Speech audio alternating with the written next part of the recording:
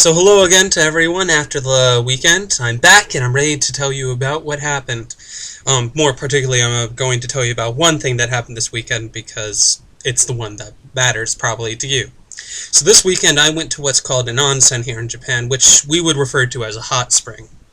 Now the one I went to is not technically an authentic Japanese hot spring, but it's a hot spring that was designed to mirror the way that other baths in other countries look. Now, if you know anything about Japanese onsen, you know about the tradition of the fact that you have to go there completely nude, so that was a completely new experience for me. And amazingly, less awkward than I thought it would be. Now, this particular place called Spaworld has a European and a Asian set of hot springs for its customers, and it switches off which gender gets to use them per month.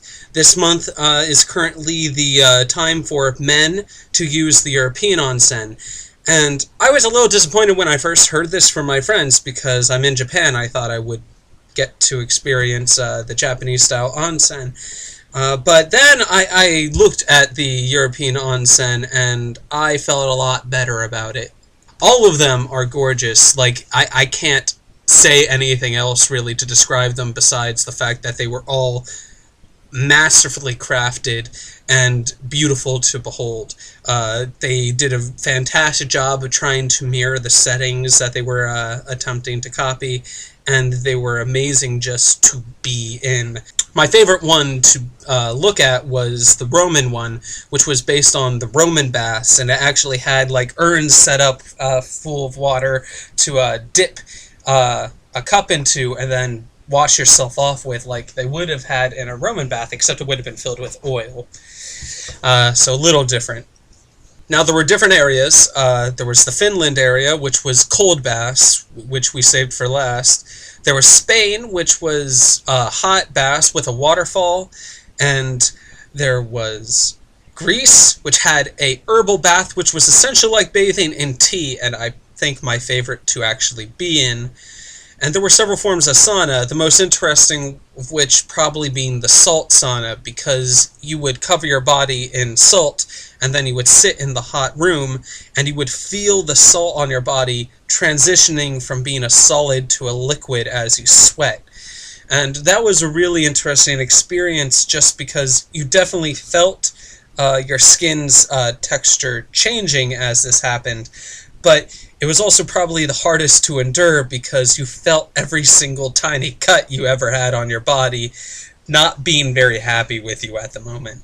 I couldn't get any footage of it for obvious reasons. When everyone's naked, obviously there's a bit of an issue with privacy and cameras there. But what I can say is about my experience is that it was one of the most relaxing things I've ever done. I definitely came out of it feeling less stressed than I did when I came in.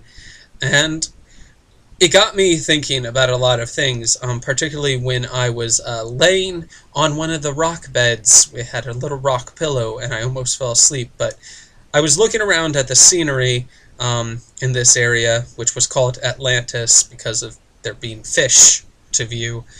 And I began to think about the false images that were being pushed up around me. The fact that these were pale imitations of the actual places in the world.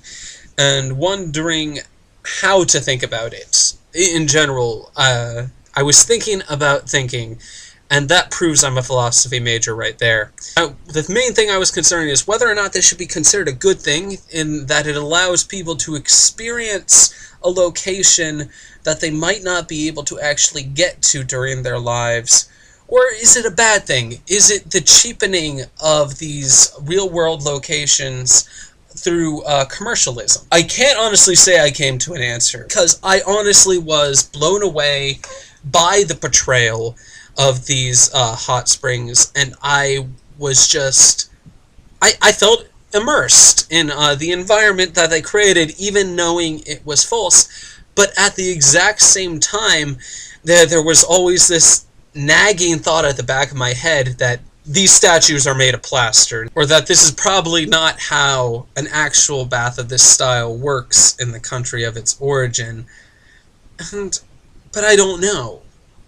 I feel like there is some intrinsic value to a false experience almost, because what it does is it creates this desire to want to learn more about what you're imitating. I feel almost that false experiences, if you can call them that, are necessary to inspire true experiences. And I think the thing I have to compare it to is listening to music on a CD, and the difference between that and experiencing it live. The CD itself is not bad because it's an imitation of the live performance of the band, but it makes you want to see the band live, and it allows you to have a shadow of that experience and relive the moments that you did see them live if you had the opportunity to do so, and it fuels that desire to experience more and different things.